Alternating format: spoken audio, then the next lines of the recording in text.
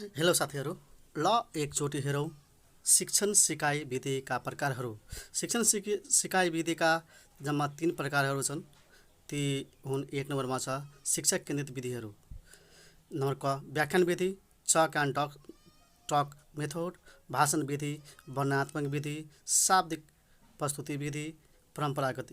यी सबै विधिलाई शिक्षण केन्द्रित विधि नै हुन् र यी सबै विधिलाई व्याख्यान विधि पनि भनिन्छ।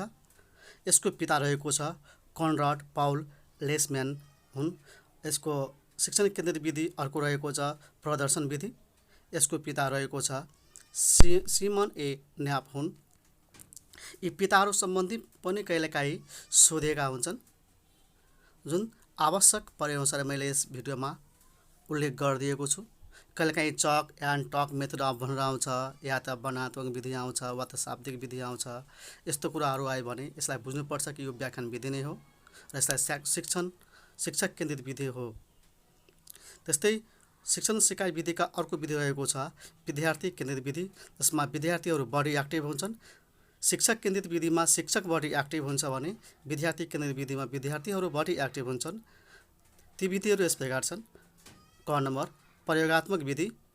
प्रयोग विधिमा विद्यार्थीहरू बढी एक्टिभ हुन्छ। यसको पिता रहेको छ विलियम बुन्ड। खोज विधि वा ह्युरिस्टिक विधि। खोज विधिलाई कहिलेकाहीँ ह्युरिस्टिक विधिको नामले पनि आएका हुन्छन्। यसको पिता रहेको छ आर्मस्ट्रङ। नम्बर गमा रहेको छ समस्या समाधान विधि। यसको पिता रहेको जर्ज पोलिया। यसमा समस्या समाधान तरिकाले विद्यार्थीलाई सिकाइन्छ, समस्या दिइन्छ अनि विद्यार्थीलाई समाधान गर्न लगाइन्छ। अर्को रहेको छ परियोजना विधि।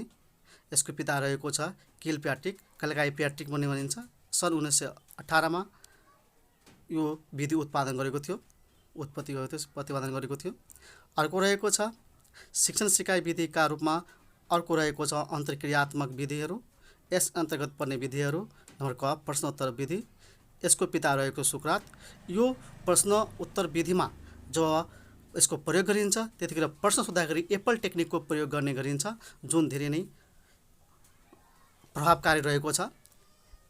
ए मिस हुन्छ आस्क क्वेसन इन ग्रुप। यसलाई नेपालमा भनिन्छ समूह वा समग्रमा प्रश्न सोध्ने।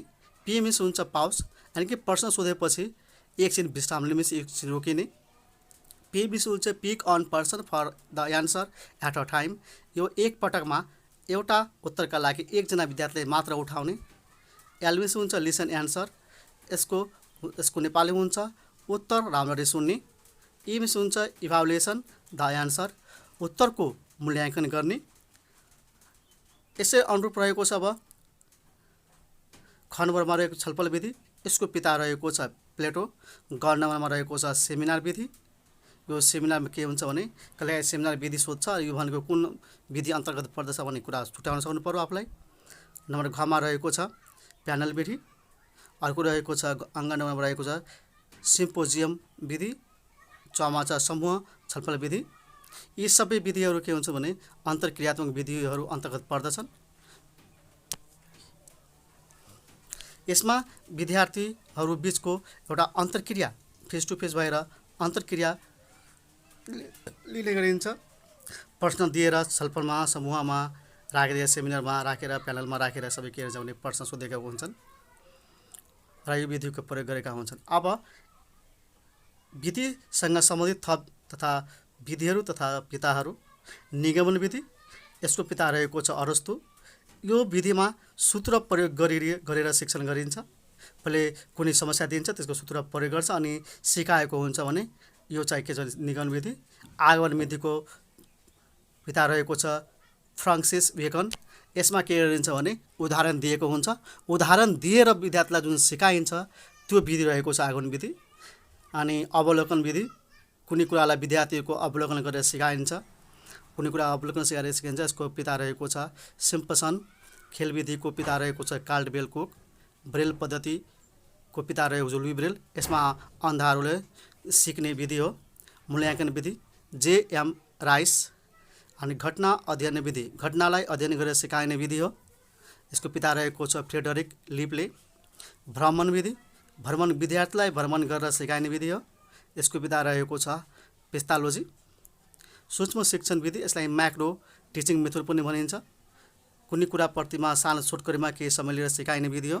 यसको पिता रहेको छ रबर्ट मन्टेसरी विधि। मन्टेसरी विधिको पिता रहेको छ मारिया मन्टेसरी। अनि परियोजनामा आधारित विधि विधि हुन्छ यसमा। यसको पिता रहेको छ जोन डिब्लस। यी थप विधिहरू धेरै नै महत्त्वपूर्ण छ। सबभन्दा बढी यसमा के छ भने आगमन विधि र निगमन विधि प्रयोग गरी तपाईँ पढ्नु होला, यसमा बुझ्न पनि अप्ठ्यारो हुन्छ।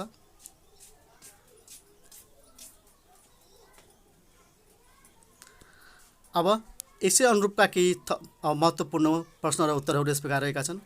नम्बर 1, प्राथमिक तहका कक्षामा कस्तो प्रकारको शिक्षण विधि अपनाउनु उपयुक्त हुन्छ? अप्सनमा दिएको छ शिक्षक केन्द्रित, विद्यार्थी केन्द्रित, छलफल केन्द्रित र अन्तर्क्रिया केन्द्रित। र साथीहरू तपाईँ सोचौँ यसको उत्तर के हुन सक्छ होला?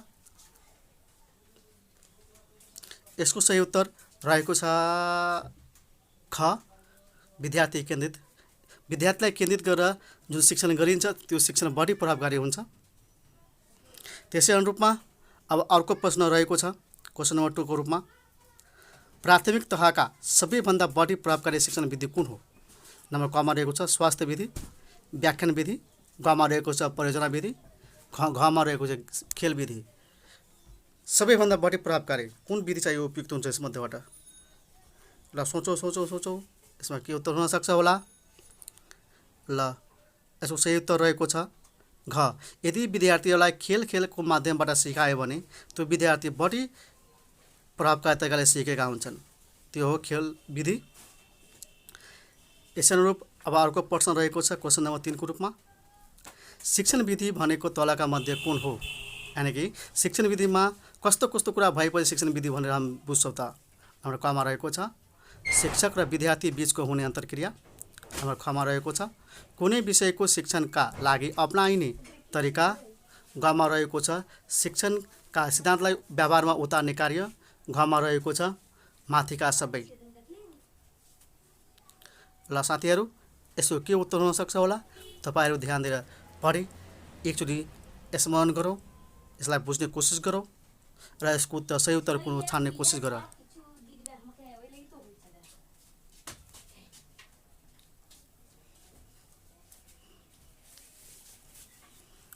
तपाईँहरू सोच्नुभयो यसको सही उत्तर के हुन सक्छ होला?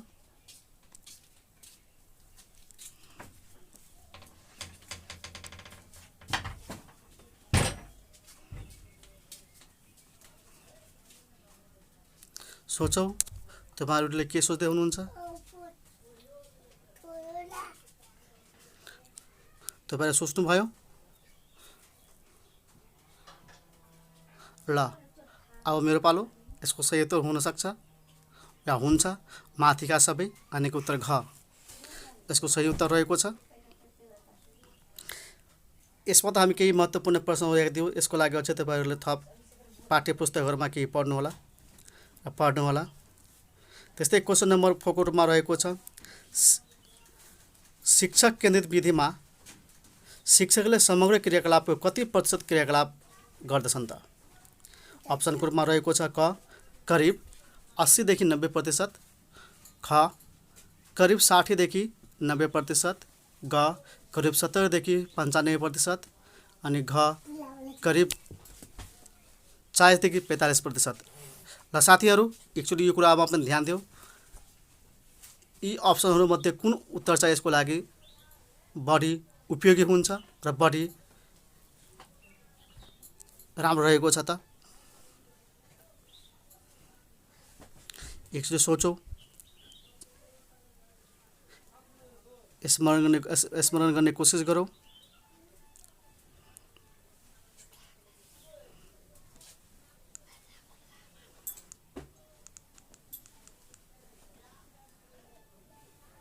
ल यसको सही उत्तर रहेको छ क, यानि कि शिक्षक केन्द्रित विधिमा शिक्षकले समग्र क्रियाकलापको जम्मा 80 देखि 90% क्रियाकलाप प्रदर्शन गर्नुपर्ने हुन्छ।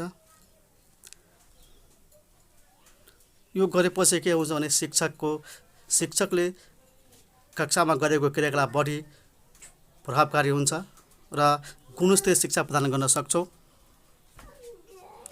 ल अब हेरौँ साथीहरू, अब आफ्नो किताबमा जुन एउटा शिक्षा ऐन 2028 को संशोधन छ संशोधन 7औं र संशोधन 8औं चाहिँ पढ्नु अति आवश्यक छ। यो लाइसेन्सहरूमा विद्यालयमा कुनै शिक्षक सेवा आयोगहरूमा पनि धेरै महत्त्वपूर्ण छ। तपाईँहरू यसमा पढ्नुहोला। तपाईँहरूले यस भिडियो हेरिदिनु भएको धन्यवाद छ। अन्तमा यस च्यानललाई सब्स्क्राइब गर्न नबिर्सनुहोला। धन्यवाद। जय नेपाल।